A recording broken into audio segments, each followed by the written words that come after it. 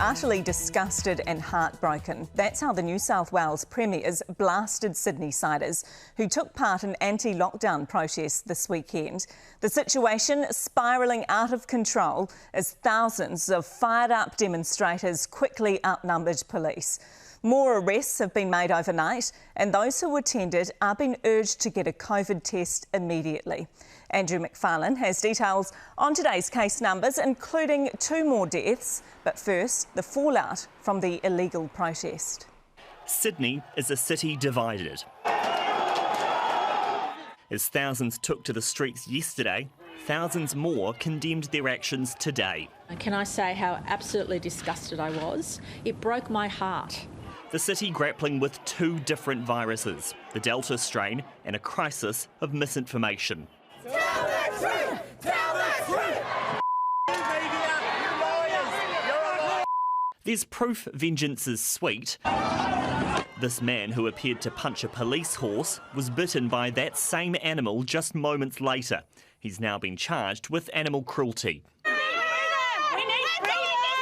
The irony of that plea for freedom, more than 60 people were charged by police. A further 90 slapped with hefty infringement notices. The public asked to keep dobbing in the demonstrators. 5,500 people have provided evidence to the New South Wales Police through Crime Stoppers. My appeal to everybody who has information and evidence, please don't give up. There's a real fear the demonstration will turn into a super spreader event, prolonging the lockdown. And off the back of a record day of testing, more than 100,000 swabs, there was more grim news from state officials. New South Wales recorded 141 cases of community transmission in that 24-hour period, and 38 of those were infectious in the community.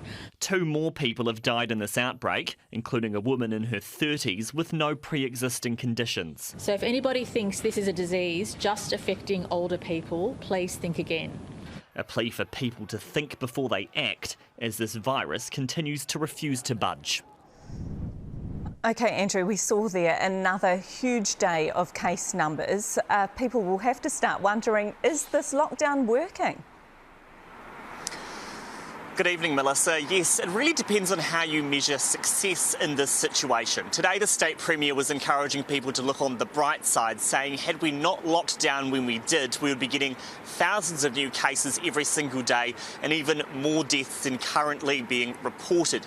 However, it has to be said more than a month on, the lockdown isn't working in the sense that those numbers are still continuing to rise. The Premier now faces a slightly tricky situation. This Friday, the lockdown is due to end, and there will be an extension brought in if we're getting hundreds of case numbers reported every single day.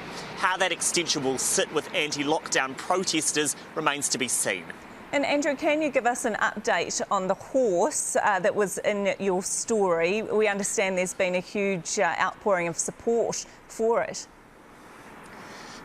Yeah, that image used in that story has really struck a chord with the Australian public. So today, apples, carrots, chocolate, flowers have all been dropped off for the horse and its trainer. People hoping that the horse is okay. I do have good news. It is not injured, and probably a bit shaken up by that situation. And also in the last hour, the man accused of punching the horse has appeared in court on that animal cruelty charge. He was denied bail.